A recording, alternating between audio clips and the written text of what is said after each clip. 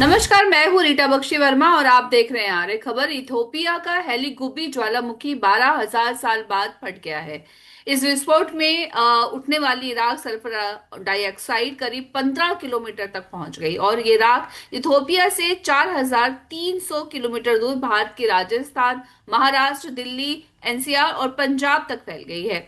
इस गुब्बार की वजह से एयर इंडिया ने अपनी 11 उड़ानें रद्द कर दी थी इस मुद्दे पर, क्योंकि ये क्या है, ये हेलीगुबी ज्वालामुखी और ये कितना खतरनाक है, इस मुद्दे पर बात करने के लिए हमारे साथ है पर्यावरणविद गुंजन कुमार मिश्रा जी। गुंजन कुमार मिश्रा जी, आपका आर्य खबर में बहुत बहुत स्वागत है। सबसे पहला तो यही सवाल है कि ये जो हेलीगुबी ज्वालामुखी है, इसके बारे में आप बताइए और ये किस रूप में खतरनाक है। देखिए मैम, सबसे पहली बात तो ये जो ज्वालामुखी है इसका सबसे मुख्य मुख्य इसकी स्पेशल जो चीज है वो ये है कि इसमें से धुआं निकला है, धूल निकली है, लेकिन मैग्मा नहीं निकला। जो लावा निकलता है, जो नॉर्मली जब ज्वालामुखी जब इरप्ट होता है या विस्फोट होता है ज्वालामुखी का, तो उससे जो लावा निकलता है, मैग्मा निकलता है, वो नहीं निकला है इसमें से सिर्फ धूल और गैसेस निकली है। तो इसलिए ये एक अध्ययन का विषय हो जाता है और चिंता का भी विषय हो जाता है कि आखिरकार क्या वजह रही, क्या ऐसी भौगोलिक घटनाएं घटी पृथ्वी के अंदर कि ये लावा इरप्ट हुआ 12,000 साल बाद, और इतना तेजी से इरप्ट हुआ कि इसकी जो धूल और गैसेस थी वो 14 किलोमीटर हाइट तक गई, 14 किलोमीटर हाइट तक। और आप सोच सकते हैं, जब आप 14 किलोमीटर की हाइट तक गए तो स्थानीय लेवल पे क्या हाल होगा, और 200-400 किलोमीटर के एरिया में क्या हाल होगा, रेडियस में क्या हाल होगा।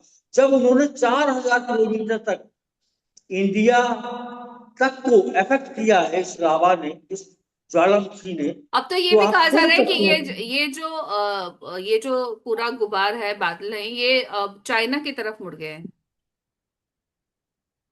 मैम, ये तो बिल्कुल सही बात है कि जिस तरफ विंड डायरेक्शन होगा, जिस तरफ विंड वेलोसिटी होगी, जिस तरफ विंड डायरेक्शन होगा, उस तरफ ही मूव करेगा। स्वाभाविक सी बात है। अगर इंडिया की तरफ विंड डायरेक्शन है तो इंडिया की तरफ आएगा, चाइना की तरफ है तो चाइना की तरफ जाएगा। बेसिकली, नॉर्मली इस इस ज्वालामुखी ने, देखा जाए तो, जो अरबियन पेनिनसुला है, अरबियन पेनिनसुला या जो अरबियन कंट्रीज है, उनको तो डिस्टर्ब कर ही दिया, उनको तो अफेक्ट पूरी तरह से कर दिया है कि हजारों किलोमीटर में सिर्फ धूल धूल नजर आ रही है। खेत, फसलें खराब हो गई, पानी खराब हो गया, लोगों की ईचिंग होने लगी, निकल नहीं पा रहे लोग।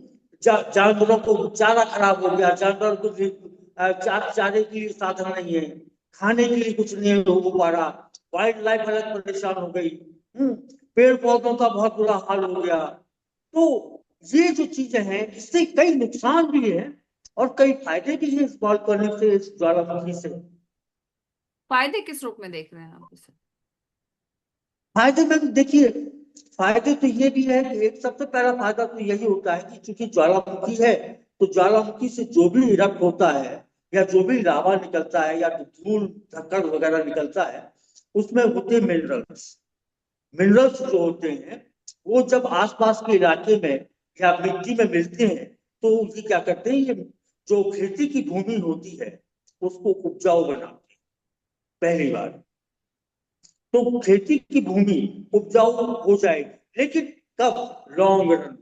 आप ये कहेंगे तुरंत उपजाऊ हो जाएगी, तो तुरंत नहीं होगी, लेकिन लॉन्ग रन में होगी। और वो खेती की भूमि लॉन्ग रन में उपजाऊ होगी जिसमें कि इसका बहुत ज्यादा इफेक्ट नहीं होगा, बहुत कम इफेक्ट होगा। वहां पर वहां पर ये चीजें इनको फायदा करेगी। इन्वायरमेंटल पॉइंट ऑफ व्यू से, जैसे जैव विविधता, नई भूमि आएगी, नए केमिकल्स आएंगे, नए मिनरल्स आएंगे, तो जैव विविधता बढ़ेगी, जैव विविधता भी बढ़ सकती है स्थानीय। लेकिन ये सब चीजें जो है, फायदे की जो भी चीजें हैं, वो इंस्टेंट नहीं है, वो तुरंत नहीं है। लेकिन अभी ये ये कहा सब जा रहा है लॉन्ग कि रन में जिस आगे। तरह से ये ज्वालामुखी फटा है, इसमें कांच के भी छोटे छोटे कण हो सकते हैं, जिसकी वजह से लोगों को खासी परेशानी हो सकती है, और बीमार हो सकते हैं अगर इस में ज्यादा अगर रहते हैं, जैसे कि इथोपिया के ही कुछ इलाके या दिल्ली तक जो ये आई है पूरा धुंध, उस तरह से खतरनाक हो सकता है ये। देखिए मैम, वॉल्केनो से नुकसान तो है ही है। वॉल्केनो से सबसे पहली बात तो आप जैसे शुरुआत यहीं से कर लेते हैं, फ्लाइट, आपका ट्रांसपोर्टेशन पूरा डिस्टर्ब हो गया। जैसे जो आप बता रहे थे कि अभी इंडिया की 10-11 फ्लाइट कैंसिल करनी पड़ी, तो पूरा ट्रांसपोर्टेशन, ये तो सिर्फ इंडिया की बात है, बाकी और अदर कंट्रीज में देखिए, जो अरबियन पेनिनसुला है या जो अरबियन कंट्रीज है, ओमान वगैरह, जो सऊदी वगैरह, इनमें देखिए, इनमें तो बहुत बुरा हाल होगा। इनमें तो बस भी नहीं चल पा रही होगी, इवन लोग जो आम आदमी है वो साइकिल मोटरसाइकिल भी नहीं चला पा रहे होंगे। तो ये तो है ही है मैम। इसके साथ साथ गर्म राख, जहरीली गैसें, sulphur dioxide, methane, carbon dioxide, carbon monoxide, hydrogen sulphide, ये गैसें निकलती हैं। इसके साथ साथ पानी का प्रदूषण होता है, जो वाटर बॉडीज हैं, रिवर है, उनका प्रदूषण, वाटर बॉडीज प्रदूषण होगा। मिट्टी जो है वो एसिडिक हो जाएगी जब इनका बहुत ज्यादा प्रभाव पड़ेगा जो इस बेल्ट होने का। तो जो आसपास की एरिया है, जो आसपास की मिट्टी है, स्थानीय जो मिट्टी है, वो एसिडिक हो जाएगी। एसिडिक हो जाएगी तो क्या होगा? स्वाभाविक सी बात है, खाद्य संकट आ जाएगा, क्योंकि ना तो आदमी को खाने को मिलेगा, ना ही जानवरों के लिए मिल पाएगा। तो जानवर भी भागेंगे, जानवर भी इधर उधर होंगे, क्योंकि उनके लिए भी सारा खराब हो चुका होगा। इसके अलावा धरती पर अबे बड़ी बड़ी दरारें आ जाएंगी, बिल्कुल, जैसे कि धरती अभी फट जाएगी। अभी जैसे कि आप भी कह रहे हैं कि भारत में जो वोल्केनो हैं वो सैकड़ों वर्षों से अभी इरेप्ट नहीं हुए हैं। तो धरती की एक सतह के नीचे एक ऐसी दुनिया है जहां लगातार मतलब हलचल हो रही है। तो ये आने वाले खतरे का भी संकेत है। बिल्कुल मैम, चूंकि आपने देखिए हो क्या रहा है, धरती के साथ हम लोग व्यवहार क्या कर रहे हैं, ये भी तो देखिए आप। धरती का जो भी मिनरल्स था, चाहे वो आयरन हो, कोयला हो, पानी हो, एल्युमिनियम हो, चूना पत्थर हो, बॉक्साइट हो, अब्रक, कुछ भी हो, जो भी मिनरल्स हैं, वो तो आप खुद ही डाल रहे हैं। और जब वो खोद के डाल रहे हैं, तो स्वाभाविक सी बात है, जो हीट या जो प्रेशर, जो ताप दाब जो मेंटेन रहना चाहिए, वो मेंटेन नहीं हो पा रहा है। जो पृथ्वी के अंदर का जो कंडीशंस हैं, जो चाहे वो केमिकल कंडीशन हो, चाहे फिजिकल कंडीशन हो, या बायोलॉजिकल कंडीशन हो, जो तीनों तरह की जो कंडीशंस हैं, वो चेंज हो रही हैं।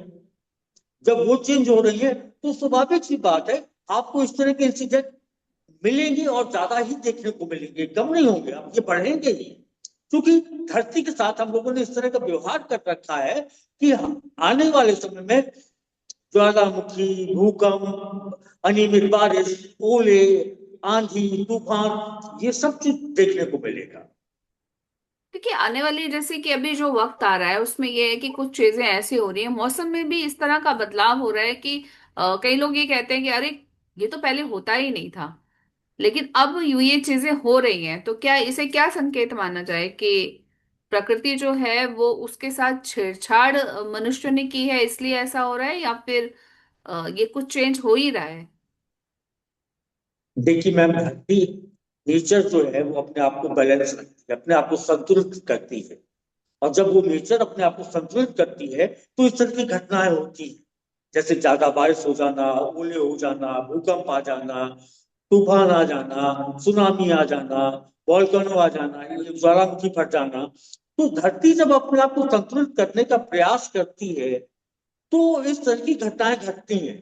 अब चूंकि धरती पर इतना ज्यादा हम लोगों ने बोझ डाल दिया है, या इतना ज्यादा हम लोगों ने उसको उपयोग कर लिया है, कि स्वाभाविक सी बात है कि वो बेचैन है अपने आप को संतुलित करने के लिए, अपने आप को बैलेंस करने के लिए। तो उसको जहां भी मौका मिलता है, जहां भी उसको मौका लगेगा, तो वो, हो सकता है वो ज्वालामुखी के रूप में अपनी एनर्जी को रिलीज करे, कभी फ्लड के रूप में रिलीज करे, कभी ओले के रूप में रिलीज करे, कभी अर्थक्वेक के रूप में रिलीज करे। तो धरती अपनी एनर्जी तो रिलीज करेगी करेगी, वो कहाँ से स्टोर कर पाएगी? वो जितना स्टोर कर सकती है वो करेगी, लेकिन अपने आप को बैलेंस करने के लिए वो स्वाभाविक सी बात है, नेचर को, ये बायोडाइवर्सिटी ब्रह्मांड को बैलेंस करने के लिए वो अपनी एनर्जी कहीं ना कहीं तो रिलीज करेगी, और जब वो एनर्जी रिलीज करेगी तो भूकंप और ज्वालामुखी जैसी घटनाएं घटेंगी। बिल्कुल, मनुष्य ने धरती का इतना दोहन कर लिया है कि अब प्रकृति जो है वो अपना संतुलन बिठाने के लिए जो भी कर रही है वो इंसानों के लिए सही होगा नहीं होगा ये तो आने वाले वक्त में ही पता चलेगा। इस पूरे मुद्दे पर हमारे साथ बात करने के लिए आपका बहुत बहुत धन्यवाद। Thank you.